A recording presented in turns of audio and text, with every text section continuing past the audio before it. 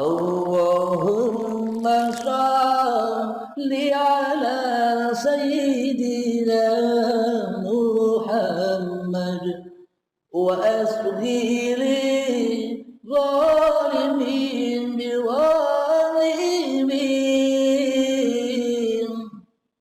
wa akhrijna min bainihim salimin wa ala alihi wa sahbihi ajma'in.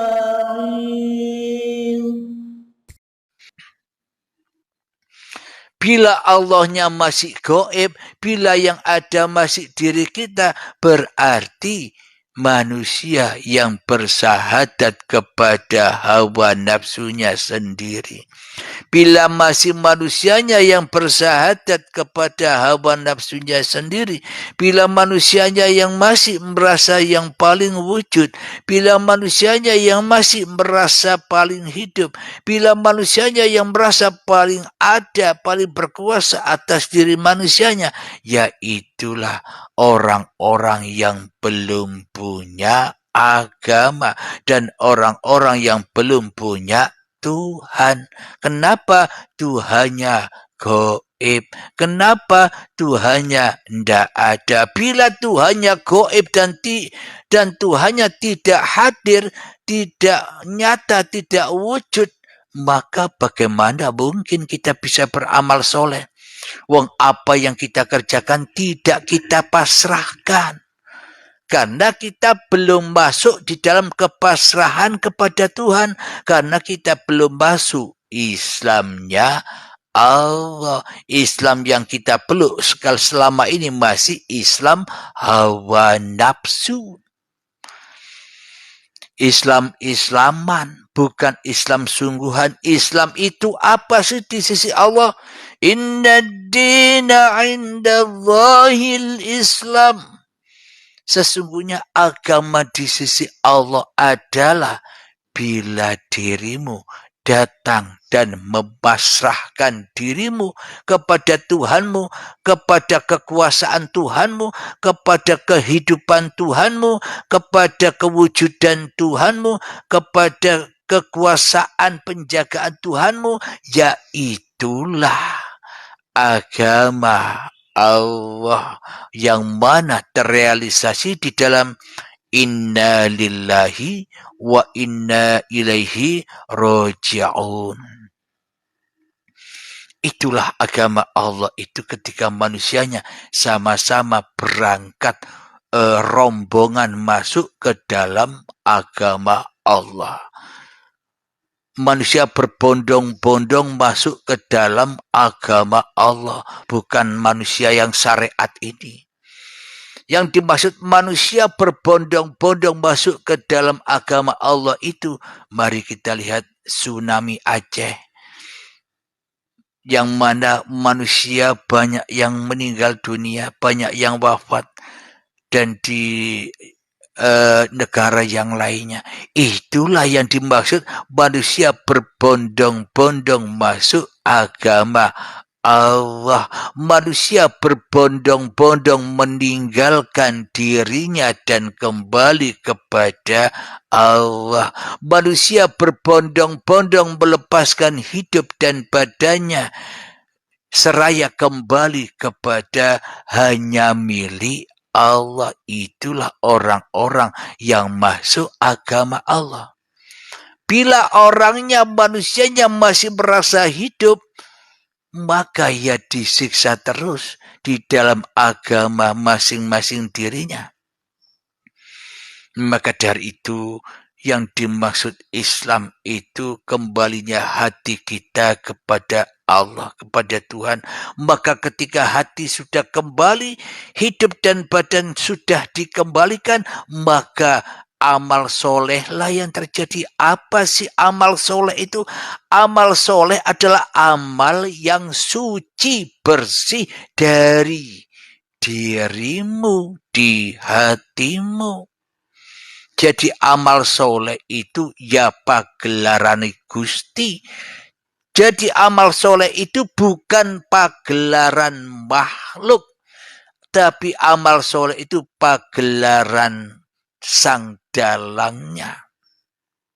Itulah yang dimaksud amal soleh. Jadi sejak bangun tidur sampai tidur lagi, bagaimanakah caranya agar tetap soleh? Agar tetap ibadah, agar tetap berzikir, agar tetap sholat. Ya jangan kau akui keadaan apapun di dunia ini pun jangan kau akui bahwa segala keadaan yang terjadi pada diri kita hanyalah milik diri kita. Kebanyakan orang itu memandang sebab dan akibat. Aku bisa begini, hasilnya begini. Aku bisa begitu, hasilnya begitu. Karena Tuhannya masih manusianya. Ya itulah amal yang toleh atau amal yang kotor, amal yang najis. Kenapa? Karena amalnya masih dituhani oleh yang najis. Karena amalnya masih dikuasai oleh yang najis. Siapakah yang najis itu? Inna syaitana lakum aduwwum mubin.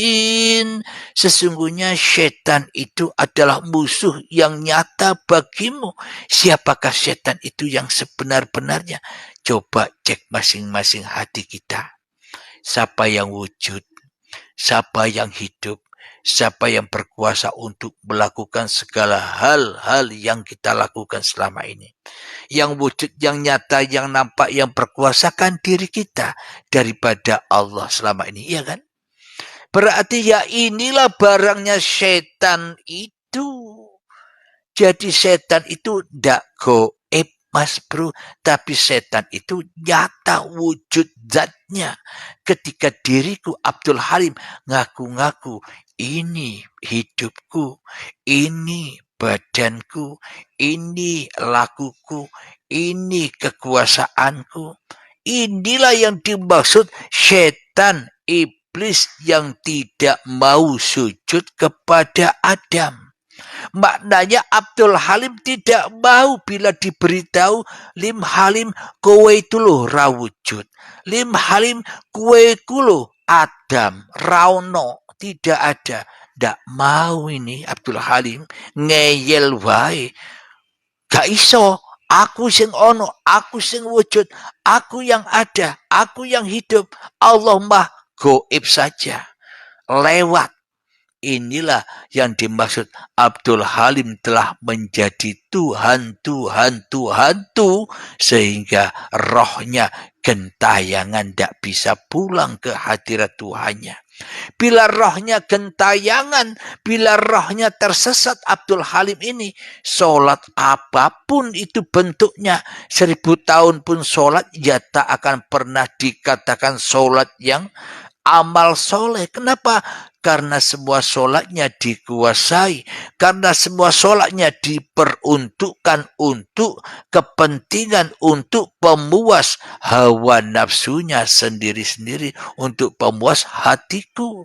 Ini loh aku sholat, menunjukkan aku orang Islam, aku ahli ibadah, aku orang alim. Itu yang ada di dalam hati kita. Sehingga isinya adalah fahsya wal mungkar. Mungkar terus kepada Tuhannya. Buruk terus kepada Tuhannya.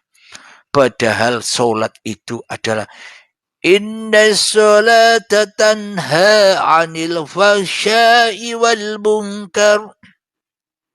Sesungguhnya sholat itu adalah mencegah dari perbuatan buruk dan mungkar, bukan mencegah dari perbuatan buruk dan mungkarnya itu hanya secara dohiriah saja, berjudi, berzina, merampok, dan sebagainya.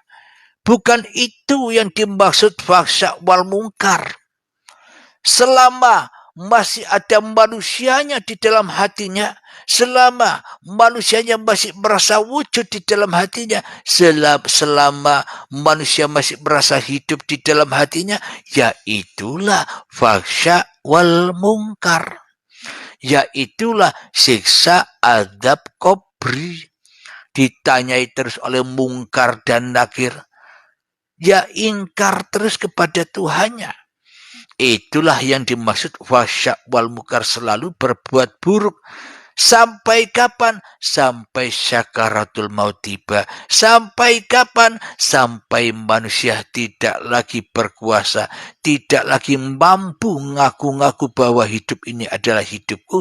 Sampai manusia tidak mungkin lagi bisa mempertahankan badannya, bahwa badannya ini adalah milik kita. Itulah batasnya, yakni syakaratul maut, yakni pintu baiat bagi sahabat-sahabat yang mencari mutu qabla antal maut. Jadi syakaratul mautnya manusia beda-beda. Ada yang mengikuti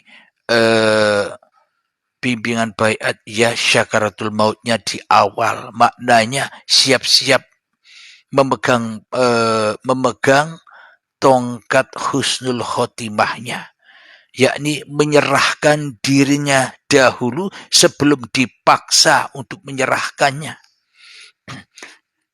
Jadi bagi orang-orang yang lalai di dalam agamanya, maka ya suatu saat, di saat syakaratul maut tiba, maka ia tak mampu lagi mempertahankan marwahnya sebagai hamba Tuhannya.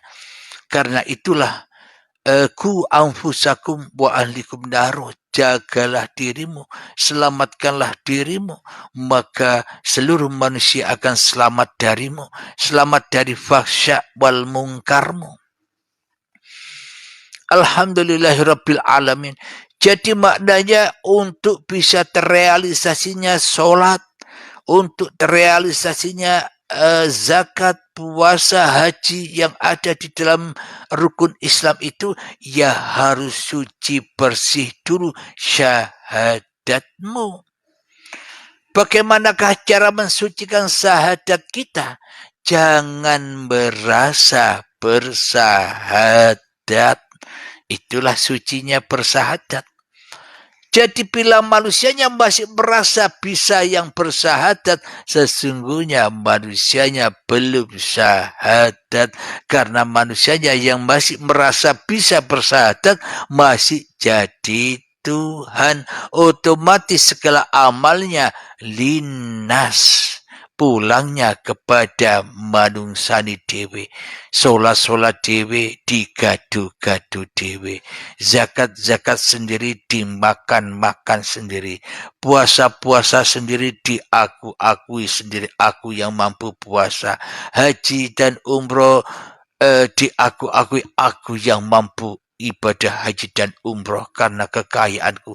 Inilah amal ibadah yang najis. Kenapa? Karena manusianya masih yang merasa bisa syahadat, dan karena manusianya masih menggoibkan Tuhannya. Jadi amal ibadah atau amal soleh itu yang bagaimana sih? Menurut Allah, bukan menurut manusia. Menurut Allah begini. Jadi yang maknanya rukun Islam itu yang pertama, membaca 2 kalimat syahadat itu versi hawa nafsu, versi manusia. Akan tetapi versinya Allah, maknanya bersyahadat itu apa? Saksikanlah oleh dirimu wahai manusia, bahwa yang ada, bahwa yang wujud, bahwa yang nyata sebagai penciptamu adalah aku sendiri, dan akulah yang berhak bersyahadat kepadamu, dan akulah yang berhak untuk menyaksikan kamu, bukan kamu yang menyaksikan aku. Kebalik, Mas Bro. Sama dengan apapun yang kita miliki, contoh baju celana kita. Tidak mungkinlah baju celana yang milik kita itu bisa menyaksikan kita. Tidak mungkinlah baju dan celana itu bisa goyang-goyang sendiri, bisa gerak-gerak sendiri. Berangkat.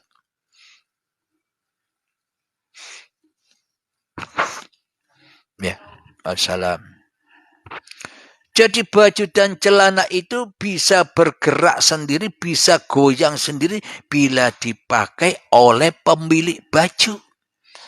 Jadi maknanya syahadat itu apa di sisi Allah? Serahkanlah syahadatmu kepada Tuhanmu. Maknanya jadilah baju yang selalu nrimo ing pandu kepada yang punya baju. Inilah yang dimaksud syahadat. Syahadat adalah tidak bersahadat. Ketika manusianya masih merasa bersahadat, hakikatnya manusianya ingkar kepada yang punya syahadat. Jadi hakikat syahadat itu adalah ketika manusianya sudah tak merasa bisa syahadat lagi. Kenapa? Karena yang berhak bersyahadat atas Tuhannya, yang berhak bersyahadat atas ciptaannya, ya Sang Pencipta itu sendiri. Araftu Rabbi birabbi. Aku mengenal Tuhanku dengan Tuhanku. Tanpa Tuhanku, aku tak tahu diriku. Tanpa Tuhanku, aku tak tahu namaku. Tanpa Tuhanku, aku tak tahu siapa aku ini. Aku ini manusia, hewan, tumbuhan, atau apa. Aku tidak akan tahu tanpa Tuhanku. Dengan Tuhanku lah aku tahu wujud ini. Dengan Tuhanku lah aku tahu hidup ini. Dengan Tuhanku lah aku bisa berkarya. Dengan Tuhanku lah aku bisa bergerak ke sana kemari. Dengan Tuhanku lah aku bisa tersenyum. Dengan Tuhanku lah aku bisa marah. Dengan Tuhanku lah aku bisa berjalan. Dengan Tuhanku lah aku bisa berlari. Dengan Tuhanku lah aku bisa sholat. Dengan Tuhankulah aku bisa memasak di dapur. Dengan Tuhankulah aku bisa ngapa-ngapain sejak bangun tidur sampai tidur lagi selalu bersama Tuhan. Ya itulah yang dimaksud tujuan sholat itu. Aqimis sholata lidzikri. Dirikan sholat demi untuk mengingat aku.